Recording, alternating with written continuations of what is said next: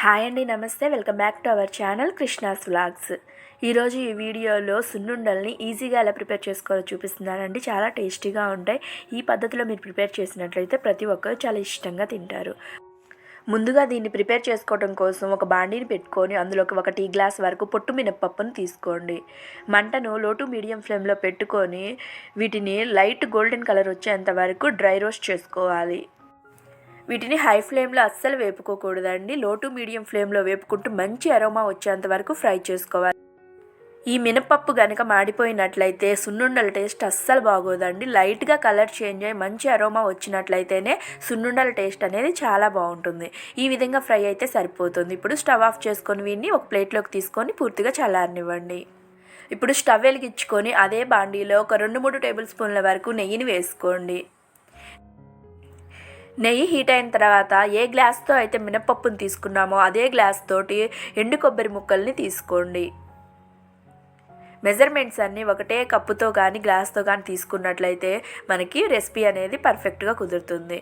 దీన్ని లో to medium ఫ్లేమ్లో మంటని పెట్టుకొని లైట్ గోల్డెన్ కలర్ వచ్చేంత వరకు ఎండు కొబ్బరి ముక్కల్ని ఫ్రై చేసుకోవాలి.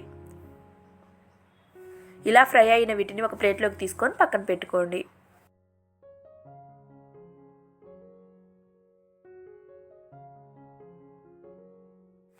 వీటిని పూర్తిగా చల్లారనివ్వండి. పూర్తిగా చల్లారిన తర్వాత ఒక మిక్సీ గిన్నెలోకి తీసుకొని ఇందులోకి 2 యాలకులను కూడా వేసుకొని కోర్సుగా దీన్ని మిక్సీ పట్టి తీసుకోండి.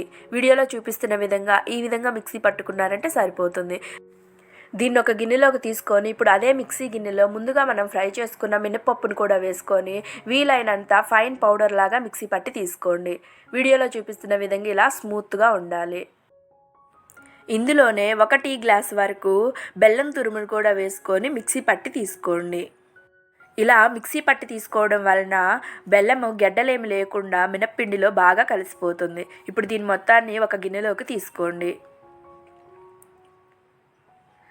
ఈ విధంగా గిన్నెలోకి తీసుకున్న తర్వాత మనం ముందుగా మిక్సీ పట్టుకున్న కొబ్బరి తురుముని కూడా ఇందులోకి యాడ్ చేసుకోండి. ఇప్పుడు ఇదంతా బాగా కలిసే విధంగా చేతితో కానీ స్పూన్తో కానీ బాగా కలుపుకోండి. ఇలా కలుపుకున్న తర్వాత ఇందులోకి 1 టీ గ్లాస్ వరకు నెయ్యిని తీసుకోండి. గట్టిగా ఉన్న నెయ్యిని కాకుండా కాచి చల్లార్చిన నెయ్యిని తీసుకోండి. ఈ విధంగా లిక్విడ్గా ఉన్నట్లయితే మనకి సున్నుండలు చేసుకోవడానికి ఈజీగా ఉంటుంది. ఇలా కలుపుకుంటూ మనకి ముద్ద కన్సిస్టెన్సీ వచ్చేంత వరకు నెయ్యిని యాడ్ చేసుకోవాలి. నాకైతే ఇక్కడ 1 గ్లాస్ నెయ్యి అనేది కొంచెం మిగిలిందండి. వీడియోలో చూపిస్తున్న విధంగా పిండిని చేతితో తీసుకొని ఈ విధంగా ఒత్తుకున్నారంటే రౌండ్ లడ్డూలాగా వచ్చేస్తుంది. పిండి మొత్తాన్ని ఇదే విధంగా మీకు నచ్చిన సైజుల్లో లడ్డూలాగా చుట్టుకొని ఒక ప్లేట్లోకి తీసుకొని పక్కన పెట్టుకోండి. ఇవి కొంచెం ఆరేంత వరకు ఇలా ప్లేట్లో పెట్టుకొని పక్కన పెట్టుకోవాలి. వీటిని ప్రిపేర్ చేసిన వెంటనే ఎయిర్ టైట్ కంటైనర్లో పెట్టుకోకూడదండి. ఇలా లడ్డూలాగా ప్రిపేర్ చేసుకున్న తర్వాత కొంచెం సేపు గాలికి వీటిని ఆరనిచ్చి తర్వాత ఎయిర్ టైట్ కంటైనర్లో పెట్టుకున్నారంటే నెల రోజులైనా సరే చాలా ఫ్రెష్గా ఉంటాయండి. ఇవి అస్సలు పాడవవు. మంచి స్మెల్ తోటి అరోమా వస్తూ చాలా సాఫ్ట్గా వీడియోలో చూపిస్తున్న విధంగా బ్రేక్ చేసి చూడండి, చాలా సాఫ్ట్గా ఉంటాయండి. టేస్ట్ కూడా చాలా బాగుంటుంది. ఈ రెసిపీ కనుక మీకు నచ్చినట్లయితే ఒక లైక్ చేసి మన ఛానల్ని సబ్స్క్రైబ్ చేసుకోండి. మరెన్నో మంచి రెసిపీస్ కోసం మన ఛానల్ని ఫాలో అవ్వండి. మీ ఫ్రెండ్స్ అండ్ రిలేటివ్స్కి వీడియోని షేర్ చేయండి. Please like, share and subscribe to my channel Krishna's vlogs. Thank you for watching.